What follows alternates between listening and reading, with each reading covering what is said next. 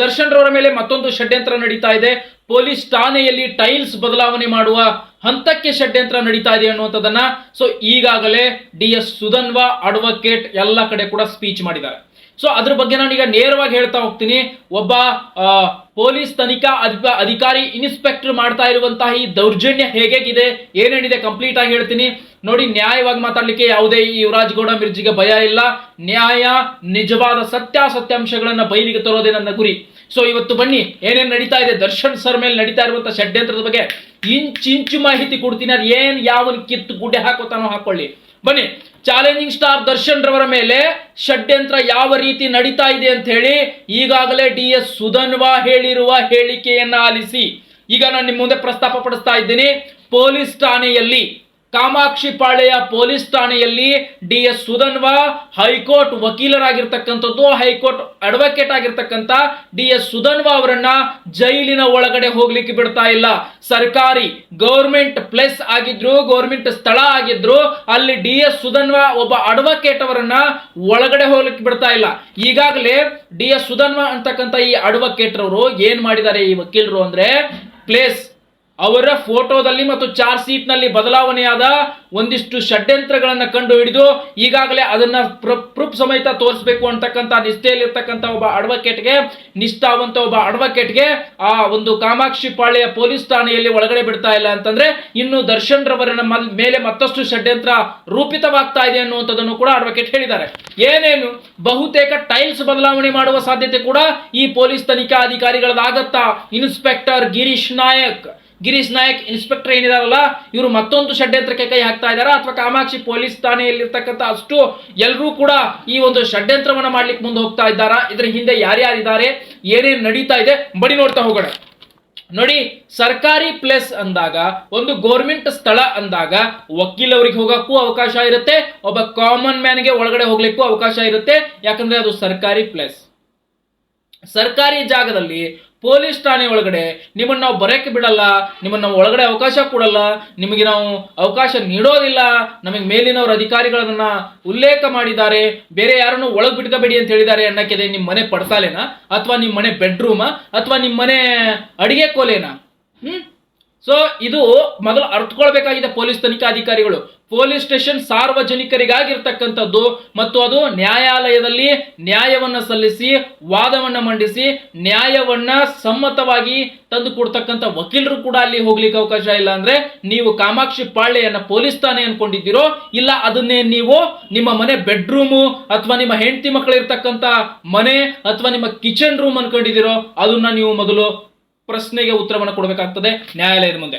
ನೀವು ಮಾಡ್ತಾ ಇರುವಂತಹ ಈ ಷಡ್ಯಂತ್ರಗಳು ದರ್ಶನ್ ರವರನ್ನ ಒಳಗ್ ಸಿಕ್ಕಾಕ್ಸ್ಬೇಕು ಅಂತಕ್ಕಂಥದ್ದು ಏನಾದ್ರೂ ನಡೀತಾ ಇದ್ರೆ ಈ ಷಡ್ಯಂತ್ರಗಳು ಈಗಾಗಲೇ ಒಂದೊಂದಾಗಿ ಆಚೆ ಬೀಳ್ತಾ ಇದೆ.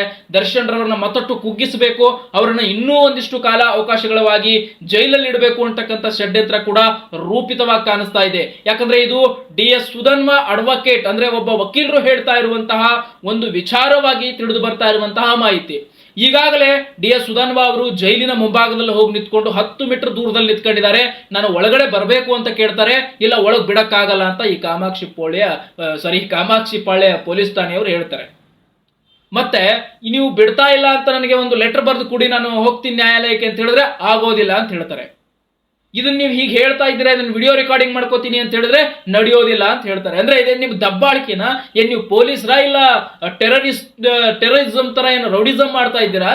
ನ್ಯಾಯಾಲಯದಲ್ಲಿ ನೀವೇನು ಇರೋದು ಇಂಡಿಯಾದಲ್ಲ ಇಲ್ಲ ಪಾಕಿಸ್ತಾನದಲ್ಲ ಅನ್ನೋ ಒಂದು ಪ್ರಶ್ನೆ ಕೂಡ ಡೌಟ್ ಆಗ್ತಾ ಇದೆ. ಯಾಕಂದ್ರೆ ಕಾಮಾಕ್ಷಿ ಪಾಳ್ಯ ಪೊಲೀಸ್ ಸ್ಟೇಷನ್ ಇದೇನಿದೆಯಲ್ಲ, ಇದಿರೋದು ಕರ್ನಾಟಕದ ಮತ್ತು ಒಂದು ಸ್ಥಳದಲ್ಲ ಅಥವಾ ಇದೇನಾದ್ರೂ ಬೇರೆ ಬೇರೆ ಕಡೆ ಭಾಗಗಳಲ್ಲಿ ಇದೆಯಾ ಅನ್ನುವಂಥ ಸೃಷ್ಟಿ ಕೂಡ ಕಂಡು ಬರ್ತಾ ಇದೆ.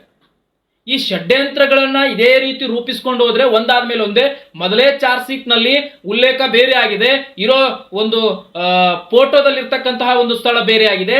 ಈ ಷಡ್ಯಂತ್ರ ನೇರವಾಗಿ ಕಾಣಿಸ್ತಾ ಇದೆ. ಮತ್ತೊಂದು ಷಡ್ಯಂತ್ರಕ್ಕೆ ಕೈ ಹಾಕುವಂತ ಪ್ರಯತ್ನ ಮಾಡ್ತಾ ಇದ್ದಾರೆ ಅನ್ನುವಂಥದ್ದು DS ಸುಧನ್ವಾ ಅವರು ಹೇಳಿದ ಹಾಗೆ, ಅಡ್ವೊಕೇಟ್ ಹೇಳಿದ ಹಾಗೆ. ಈಗ ಇಷ್ಟೆಲ್ಲಾ ನಡೀತಾ ಇದ್ರು ಕೂಡ ಅದೆಷ್ಟು ಮೊಂಡತನ ಇರಬೇಕು, ಅದೆಷ್ಟು ಧೈರ್ಯ ಇರಬೇಕು, ಇದಕ್ಕೆಲ್ಲ ಸಹಕಾರ ನೀಡ್ತಿರೋದು ಯಾರು ಈ ಪೊಲೀಸ್ ಠಾಣೆಗೆ ಅಂತಕ್ಕಂಥದ್ದು ಕೂಡ ಒಂದು ಭಯಾನಕ ಸೃಷ್ಟಿ ಆಗ್ತಾ ಇದೆ. ಯಾಕಂದ್ರೆ ನೋಡಿ, ಯಾವುದೇ ಒಬ್ಬ ಪೊಲೀಸ್ ತನಿಖಾಧಿಕಾರಿ ಇನ್ಸ್ಪೆಕ್ಟರ್ ಈ ರೀತಿಯಾದಂಥ ಷಡ್ಯಂತ್ರಗಳ ಮೇಲೆ ಷಡ್ಯಂತ್ರ ನಡೆಸೋದಿದೆಯಲ್ಲ, ಇದಕ್ಕೆ ಯಾರಾದ್ರೂ ಒಬ್ಬರದ್ದು ಕೈವಾಡ ಇರಲೇಬೇಕಲ್ಲ. ಯಾವುದಾದ್ರೂ ದೊಡ್ಡ ರಾಜಕಾರಣಿ ಕೈವಾಡ ಇದೆಯಾ, ಇಲ್ಲ ಸರ್ಕಾರದ ಕೈವಾಡ ಇದೆಯಾ, ಯಾವ ನನ್ನ ಮಗನಿಗೆ ಎಜ್ಜಬೇಕೋ, ಯಾರಿಗೂ ಹೆದರ್ಬೇಕಾಗಿಲ್ಲ. ಇಲ್ಲಿ ಯಾರ ಕೈವಾಡ ಇದೆ ಅಂತಕ್ಕಂಥದ್ದು ಮಾತ್ರ ತಿಳ್ಕೊಳ್ಬೇಕಾಗಿದೆ. ದರ್ಶನ್ ರವರ ಮೇಲೆ ನಡೀತಾ ಇರುವಂತಹ ಷಡ್ಯಂತ್ರ ಅಂತ ಈಗಾಗಲೇ ಒಬ್ಬ ಹೈಕೋರ್ಟ್ನ DS ಸುಧನ್ವಾ ಅಡ್ವೊಕೇಟ್ ಈಗಾಗಲೇ ಸ್ಪೀಚ್ ಮಾಡ್ತಾ ಇದ್ದಾರೆ. ಅವ್ರು ಹೇಳಿದಂತಹ ಆಧಾರದ ಮೇಲೆ ಈಗಾಗಲೇ ನಮಗೆಲ್ಲರಿಗೂ ಕೂಡ ಗೊತ್ತಾಗ್ತಾ ಇದೆ, ನೀವು ಷಡ್ಯಂತ್ರವನ್ನ ಮಾಡ್ತಾ ಇದ್ದೀರಿ ಅಂತ. ನಿಮ್ಮ ಷಡ್ಯಂತ್ರ ಏನಿದೆಯಲ್ಲ, ಇದಕ್ಕೆ ಹಿಂದೆ ಯಾರ ಕೈವಾಡ ಇದೆ, ಯಾವ ರಾಜಕಾರಣಿ ಕೈವಾಡ ಇದೆ ನೋಡಿ. ಒಬ್ಬ ಪೊಲೀಸ್ ತನಿಖಾಧಿಕಾರಿ ಇನ್ಸ್ಪೆಕ್ಟರ್ ಈ ರೀತಿಯಾದಂತಹ ನಡವಳಿಕೆ, ದುರ್ವರ್ತನೆ ಮತ್ತು ವಕೀಲರನ್ನ ಒಳಗಡೆ ಬಿಟ್ಕೊಳ್ಳೋದಿಲ್ಲ ಮತ್ತು ಟೈಲ್ಸ್ ಅನ್ನ ಚೇಂಜ್ ಮಾಡುವ ಮಟ್ಟಕ್ಕೆ ಷಡ್ಯಂತ್ರ ಕೂಡ ಮಾಡ್ತಾ ಇದ್ದಾರೆ ಅನ್ನೋ ಅನುಮಾನ ಸುತ್ತಕೊಳ್ತಾ ಇದೆ. ಇಷ್ಟೆಲ್ಲ ನಡೀತಾ ಇದ್ರು ಕೂಡ ಒಳಗಡೆ ಬಿಡ್ತಾ ಇಲ್ಲ ಈ ಒಂದು ಕಾಮಾಕ್ಷಿ ಪೊಲೀಸ್ ಠಾಣೆಯಲ್ಲಿ ಅಂತಂದ್ರೆ ಎಂತಹ ದುರ್ದೈವ ಇರಬೇಕು. ಇದೇನು ಕರ್ನಾಟಕನ ಇಲ್ಲ ಏನಿದೇನು ಪಾಕಿಸ್ತಾನ ಅನ್ನುವ ಮಟ್ಟಿಗೆ ನೀವು ಒಂದು ಉಲ್ಲೇಖ ಸೃಷ್ಟಿ ಮಾಡ್ತಾ ಇದ್ದೀರಿ. ಅದೇ ನಿಮ್ಮ ಮನೆ ಪಡ್ಸಾಲೇನಾ ಅಥವಾ ನೀವು ಬೆಡ್ರೂಮ್ನಲ್ಲಿ ಮನ್ಕೊಳ್ಳುವಂತಹ ಒಂದು ಬೆಡ್ರೂಮಾ?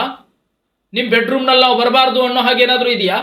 ಒಬ್ಬ ಸರ್ಕಾರಿ ನೌಕರನಾಗಿ ಇವನು ಯಾವನು ಇನ್ಸ್ಪೆಕ್ಟರ್ ಅಂತ, ಇವನು ಗಿರೀಶ್ ನಾಯಕ್ ಇನ್ಸ್ಪೆಕ್ಟರ್ ಅಂತ. ಏನು ಇನ್ಸ್ಪೆಕ್ಟರ್ ಕೆಲಸ ಮಾಡ್ತಾನಪ್ಪ ಇವನು? ಏನು ಇನ್ಸ್ಪೆಕ್ಟರ್ ಕೆಲಸ ಮಾಡ್ತೀವ ನೀನು? ಅದೇ ನಿನ್ನ ಮನೇನ ಒಳಗಡೆ ಬರಲಿಕ್ಕೆ ಆಗೋದಿಲ್ಲ, ಒಳಗಡೆ ಬಿಡ್ಲಿಕ್ಕೆ ಬಿಡೋದಿಲ್ಲ ಅನ್ನೋದಕ್ಕೆ ಯಾರು ನೀನು? ನಾನು ಯಾರು ಅಂತ ಕೇಳಿ, ಯುವರಾಜ್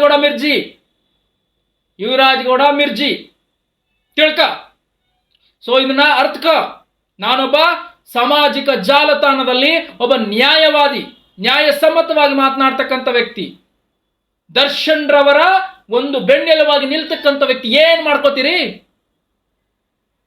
ದರ್ಶನ್ ರವರಿಗೆ ಯಾಕೆ ನಿಂತ್ಕೊಳ್ತೀವಿ ನಾವು ಬೆನ್ನೆಲುವಾಗಿ? ದರ್ಶನ್ ರವರ ಪರವಾಗಿ ಯಾಕಿದೀವಿ?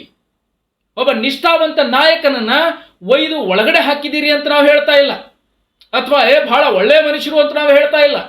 ನೀವು ಮಾಡ್ತಾ ಇರೋ ಷಡ್ಯಂತ್ರಗಳ ನೋಡಿದಾಗ, ಅಥವಾ ನೀವು ಮಾಡ್ತಾ ಇರೋ ಷಡ್ಯಂತ್ರಗಳನ್ನ ಒಬ್ಬ ಅಡ್ವೊಕೇಟ್ DS ಸುಧನ್ವಾ ತಿಳಿಸಿದ ಮಟ್ಟಿಗೆ ಆಧಾರಿತದ ಮೇಲೆ ನೀವು ಒಬ್ಬ ಒಳ್ಳೆಯ ವ್ಯಕ್ತಿಯ ಮೇಲೆ ಮತ್ತೊಂದು ಷಡ್ಯಂತ್ರಗಳನ್ನ ಮಾಡ್ತಾ ನ್ಯಾಯಾಲಯದ ಬೆನ್ನಿಗೆ ಚೂರಿ ಹಾಕ್ತಾ ಇದ್ದೀರಿ ಇನ್ಸ್ಪೆಕ್ಟರ್ ಗಿರೀಶ್ ನಾಯಕ್ ಅನ್ನೋದು ಬಹಳ ಸ್ಪಷ್ಟವಾಗಿ ಕಾಣಿಸ್ತಾ ಇದೆ.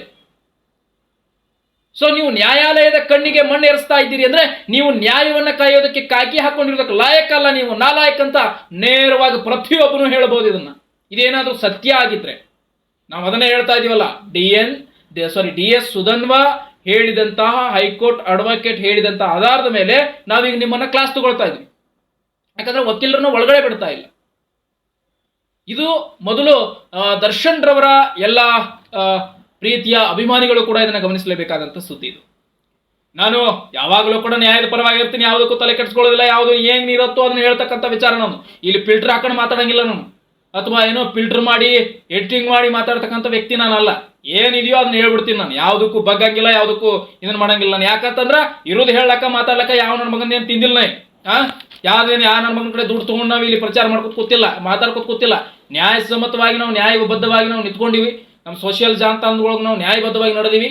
ಯಾವ ಅಧಿಕಾರ ಇರಲಿ, ಅವನು ಅಂಥವನೇ ಇರಲಿ, ನಾವು ನ್ಯಾಯವಾಗಿದ್ರೆ ಅವನಿಗೆ ಸೆಲ್ಯೂಟ್ ಹೊಡೆದು ಬರ್ತೀವಿ. ಅವ್ ಏನಾರು ತಪ್ಪನೊಳಗೆ ಸಿಕ್ಕರ ಅವನು ತೊಳೆದ ಬಿಡ್ತೀನಿ. ನಾ ಯಾವ್ದು ನೋಡಂಗಿಲ್ಲ, ಏನ್ ಮಾಡ್ಕೊರತ್ತಾಗಿ.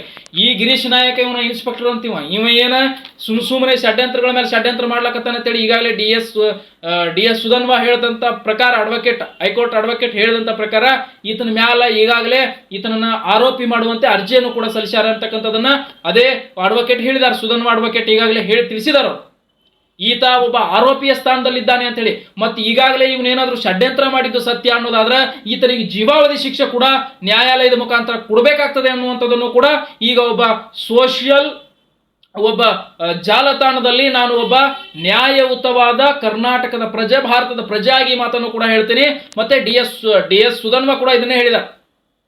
ನೀವು ಅರ್ಥ ಮಾಡ್ಕೊಳ್ತಕ್ಕಂಥ ಕೆಲಸ ಮಾಡ್ಬೇಕು. ಇದು ಯಾವನ್ನು ಇವ್ರು ಬಂದ್ ಇಲ್ಲಿ ಷಡ್ಯಂತ್ರ ಮಾಡ್ತೀನಿ, ಅದು ಮಾಡ್ತೀನಿ, ಇದು ಮಾಡ್ತೀನಿ, ಯಾರದಾರ ಏನದಾರ ಹಿಂದೂ ಇದು ಎಲ್ಲ ಕಥೆಗಳು ಹೊಂಡ್ತವ, ಭಾಳ ದಿವ್ಸ ಹೋಗುದು ಇದಾವ. ಅದನ್ನ ಫಸ್ಟ್ ಅರ್ಥ ಮಾಡ್ಕೊಳ್ತಕ್ಕಂಥ ಕೆಲಸ ಮಾಡ್ರಿ. ಇನ್ನು ಕೆಲವರು ಬರ್ತಾರೆ, ನೀವ್ಗೇನೋ ದರ್ಶನ್ ಅಂದ್ರೆ ಏನು? ದರ್ಶನ್ ಅಂದ್ರೆ ಅವನು ಕರ್ನಾಟಕದಲ್ಲಿ ಒಬ್ರು ಡಿ ಬಾಸ್. ಏನೀಗ ಅದನ್ನು ಹೇಳ್ತೀನಿ ನೋಡು, ಒಬ್ರು ಡಿ ಬಾಸ್ ಅಂದ್ರೆ ಏನು? ಸಾಕಷ್ಟು ಜನಕ್ಕೆ ಸಹಕಾರ, ಸಂಪ್ರೀತಿ, ಎಷ್ಟೋ ಓದ್ತಕ್ಕಂಥ ವ್ಯಕ್ತಿಗಳಿಗೆ ಸಹಾಯ ಮಾಡಿದಂಥ, ಸ್ಟೂಡೆಂಟ್ಸ್ಗೆ ಸಹಾಯ ಮಾಡಿದಂಥ ವ್ಯಕ್ತಿ, ಎಷ್ಟೋ ಅನ್ನದಾತರಿಗೆ ಒಂದು ಅನ್ನವನ್ನು ನೀಡಿದಂಥ ವ್ಯಕ್ತಿ. ಎಷ್ಟೋ ಜನಕ್ಕೆ ಸಹಾಯ ಮಾಡಿದಂಥ ವ್ಯಕ್ತಿ. ನಾನೇನು ಹೋಗಿ ಟೆರರಿಸ್ಟ್ ಪರವಾಗಿ ಮಾತಾಡ್ತಿಲ್ಲ ಅಥವಾ ಇನ್ನೊಂದು ಪರವಾಗಿ ಮಾತಾಡ್ತಿಲ್ಲ. ದರ್ಶನ್ ರವರ ಪರವಾಗಿ ಅಂತಾನೂ ಅಲ್ಲ, ನ್ಯಾಯದ ಪರವಾಗಿ ಮಾತಾಡ್ತಾ ಇದ್ದೀನಿ. ಅದರಲ್ಲೂ ದರ್ಶನ್ ರವರಿಗೂ ಕೂಡ ಜಯ ಅಂತೀನಿ. ಯಾಕಂದ್ರೆ ದರ್ಶನ್ ರವರಿಗೆ ಯಾಕೆ ಜಯ ಅಂತೀವಿ ಅಂತಕ್ಕಂಥದ್ದನ್ನು ನೀವು ಒಂದ್ಸಲ ತಿಳ್ಕೊಂಡು ತಲೆಯಾಗುವಂತಲ್ಲ ಏನಾರ ಮಳಿಗಿಳಿ ಬಡ್ಕೊಂಡು ಕೇಳ್ಕೊರಿ, ಗೊತ್ತಾಗ್ತದ. ಕಿವಿ ಸ್ವಲ್ಪ ಚೆನ್ನಾಗಿ ಇರುವಂತ ಮಾತುಗಳನ್ನ ಕೇಳಿಸ್ಕೊಂಡು ಗೊತ್ತಾಗ್ತದೆ ನಿಮಗೆ. ಸುಮ್ಮನೆ ದರ್ಶನ್ ಮಾಡ್ಯಾನ ಏನ್ ಮಾಡ್ಯಾನ ದರ್ಶನ ಸುಮ್ಮನೆ ಬಬ್ಬೆ ಹಾಕೋದಲ್ಲ ಇಲ್ಲಿ. ಮತ್ತೆ ಇಂಥ ಷಡ್ಯಂತ್ರಗಳು ಮಾಡ್ಕೊತ ಹೋದ್ರೆ ದರ್ಶನ್ ಅವರು ಮಾಡಿದ್ರು, ಇನ್ನೊಂದ್ ಜನ ಬಿಟ್ರೆ ಇನ್ನೊಂದು 6 ತಿಂಗಳು ಬಿಟ್ರೆ ನೀವು ತೂಗುದೀಪ ಶ್ರೀನಿವಾಸ್ ಅವರು ಬಂದಿದ್ರು, ಅವರು ಕೂಡ ಬಂದ್ ಇದನ್ನ ಮಾಡ್ಯಾರು ಅಂತ ಹೇಳಿ ಎಬ್ಸ್ಲಾಕ್ ನೀವೇನು ಬಹಳ ಹಿಂದ್ ಸರಿದ್ರು. ನೀವು ದೇವವಾಗಿ ಬಂದಿದ್ರು ಅವರು, ಹಂಗಾಗಿ ಹಿಂಗೆ ಮಾಡ್ಯಾರು ಅಂತ ಹೇಳ್ರಿ ನೀವು. ಇಂಥ ಷಡ್ಯಂತ್ರಗಳನ್ನ ಮಾಡ್ಕೊಂಡು ಬಂದೇ ನೀವು ಇಲ್ಲಿವರೆಗೂ ಒಬ್ಬ ನಟನನ್ನ ಒಂದು ರೀತಿ ಇಕ್ಕಟ್ಟಿಗೆ ಸಿಕ್ಕಾಕ್ಸಿರ್ತು ಅಂತಕ್ಕಂಥದ್ದು. ನಮ್ಮ ಭಾರತದ ಕಾನೂನು ಬಹಳ ಸಮೃದ್ಧಿ ಮತ್ತು ನ್ಯಾಯಬದ್ಧವಾಗಿರ್ತಕ್ಕಂಥ ಕಾನೂನು. ನ್ಯಾಯಾಲಯ ಬಹಳ ಬದ್ಧವಾಗಿರ್ತಕ್ಕಂಥದ್ದು. ನ್ಯಾಯಾಲಯದ ಬೆನ್ ಹಿಂದೆ ಇವ್ರು ಮಾಡ್ತಕ್ಕಂಥ ಚೂರಿ ಹಾಕ್ತಕ್ಕಂಥ ಕೆಲಸ ಪಾಪ ನ್ಯಾಯಾಲಯದಲ್ಲಿ ಇರ್ತಕ್ಕಂಥವ್ರಿಗೆ ಆ ಕೋರ್ಟ್ನಲ್ಲಿ ಕುತ್ಕೊಂಡಿರುವಂತಹ ನ್ಯಾಯಾಧೀಶರಿಗೆ ಹೆಂಗ್ ಗೊತ್ತಾಗುತ್ತೆ ಏನ್ ಸಾಕ್ಷಿ ಇರುತ್ತೋ ಏನ್ ಷಡ್ಯಂತ್ರ ಇರುತ್ತೋ. ಅವರು ಒಂದಿಷ್ಟು ಆಲಿಸಿ ಅವರು ನ್ಯಾಯಬದ್ಧವಾಗಿ ತೀರ್ಪನ್ನ ಕೊಡೋದಕ್ಕೆ ಶುರು ಮಾಡ್ತಾರೆ. ಇವ್ರು ಮಾಡಿರುವ ಷಡ್ಯಂತ್ರ ಅವ್ರಿಗೆ ಗೊತ್ತಾದ್ರೆ ಇವ್ರಿಗೂ ಶಿಕ್ಷೆ ಕೊಡ್ತಾರೆ. ನಮ್ಮ ಭಾರತೀಯ ಕಾನೂನು ಯಾರಿಗೂ ಮೋಸ ಮಾಡೋದಿಲ್ಲ. ಭಾರತೀಯ ಕಾನೂನು ಅಂತಕ್ಕಂಥದ್ದು ನಮ್ಮ ಭಾರತದ ಒಂದು ತಾಯಿ ಇದ್ದಂತೆ. ಆ ತಾಯಿ ಯಾವ ಮಗನಿಗೂ ದ್ರೋಹ ಬಗೆಯೋದಿಲ್ಲ. ಎಷ್ಟು ಶಿಕ್ಷೆ ಮಾಡಿರ್ತಾರೋ, ಯಾವ ತಪ್ಪುಗಳನ್ನು ಮಾಡಿರ್ತಾರೋ ಆ ತಪ್ಪುಗಳ ಆಧಾರದ ಮೇಲೆ ಶಿಕ್ಷೆಯನ್ನು ಕುಡಿಸ್ತಕ್ಕಂಥದ್ದು ನಮ್ಮ ನ್ಯಾಯಾಲಯದ ಒಂದು ಪದ್ಧತಿ. ಅದನ್ನ ಮಾಡುತ್ತೆ. ಆ ನ್ಯಾಯಾಲಯದ ಹಿಂದೆ ಹೋಗಿ ಇವ್ರು ಷಡ್ಯಂತ್ರ ಮಾಡ್ಕೊಂಡು ಹಿಂಗ ಮಾಡ್ಯಾನ ದರ್ಶನ, ಹಂಗ ಮಾಡ್ಯಾನ ದರ್ಶನ ಅಂತ ಹೇಳಿ ತೋರಿಸಿದ್ರ ಮತ್ತೆ ಅವ್ರ ಪಾಪ ಅವ್ರು ಏನ್ ಮಾಡ್ತಾರೆ, ನ್ಯಾಯಾಧೀಶ ಅಂದಾಗ ಅವ್ರು ಇರೋದನ್ನ ಸತ್ಯ ಈ ಹಿಂಗ್ ಮಾಡ್ಯಾರ, ಈ ಒಂದು ಇಂಥ ಒಂದು ಗಣಗೋರ ಕೃತ್ಯ ಮಾಡ್ಯಾರ, ಇವ್ರಿಗೆ ಇಂಥ ಶಿಕ್ಷೆ ಅಂತ ಹೇಳಿ ಅದು ತೀರ್ಪು ಕೊಡ್ತದ. ಇವ್ರು ಮಾಡಿ ಷಡ್ಯಂತ್ರ, ಈ ಕಡೆ ದರ್ಶನ್ ಅವ್ರದ್ದು ತಪ್ಪಿಲ್ಲ, ಆ ಕಡೆ ನ್ಯಾಯಾಲಯದು ತಪ್ಪಿಲ್ಲ. ನಡಬಾರ್ಕಿ ಇವ್ರು ಇರ್ತಾರಲ್ಲ ಇಂಥ ಇನ್ಸ್ಪೆಕ್ಟರ್ಗಳು, ಇಂಥ ಕುತಂತ್ರ ಬುದ್ಧಿ ರಾಜಕಾರಣಿಗಳು, ಇಂಥವ್ರಿಂದ ಎಲ್ಲ ನಡೆದು ಹೋಗುತ್ತ್ರಿ. ಇದನ್ನ ಫಸ್ಟ್ ಅರ್ಥ ಮಾಡ್ಕೊಳ್ಬೇಕಾಗಿರ್ತಕ್ಕಂಥದ್ದು. ಈಗ ಅಡ್ವೊಕೇಟ್ಸ್ಗಳು ಏನು ಡಿ ಎಸ್ ಸುಧನ್ವ ಅವರು ಇದನ್ನ ಕೈಗೆತ್ಕೊಂಡಿದ್ರಿ, ಬಹಳ ನಿಮ್ಗೆ ಅದ್ಭುತವಾದಂತ ಒಂದು ಸಲ್ಯೂಟ್ ಅನ್ನ ಮಾಡ್ತೀನಿ. ದಯವಿಟ್ಟು ನ್ಯಾಯಾಲಯದ ಪರ ಎಲ್ಲರೂ ನಿಲ್ತಕ್ಕಂಥ ಕೆಲಸ ಮಾಡಿ ದರ್ಶನ್ ರವರು ಏನು ಅನ್ನೋದನ್ನ ಮತ್ತೊಂದು ಹೆಜ್ಜೆ ಮುಂದೆ ಹೋಗಿ ತೋರಿಸ್ತಕ್ಕಂಥ ಕಾರ್ಯವನ್ನ ಪ್ರತಿ ಹೆಜ್ಜೆಗೂ ಪ್ರತಿ ಸುದ್ದಿಯನ್ನ ನಾನು ನಿಮಗೆ ಕೊಡ್ತಾ ಇರ್ತೀನಿ. ದಯವಿಟ್ಟು ಚಾನಲ್ ಸಬ್ಸ್ಕ್ರೈಬ್ ಮಾಡಿ, ಆದಷ್ಟು ಶೇರ್ ಮಾಡಿ. ಡಿ ಬಾಸ್ ಅಭಿಮಾನಿಗಳೇ, ನಿಮಗೆ ಗೊತ್ತಲ್ಲ, ಬರ್ತೀನಿ ಮತ್ತೆ ಮುಂದಿನ ವಿಡಿಯೋದಲ್ಲಿ ಸಿಗ್ತೀನಿ. ಸಬ್ಸ್ಕ್ರೈಬ್ ಮಾಡೋದನ್ನ ಮರಿಬೇಡಿ.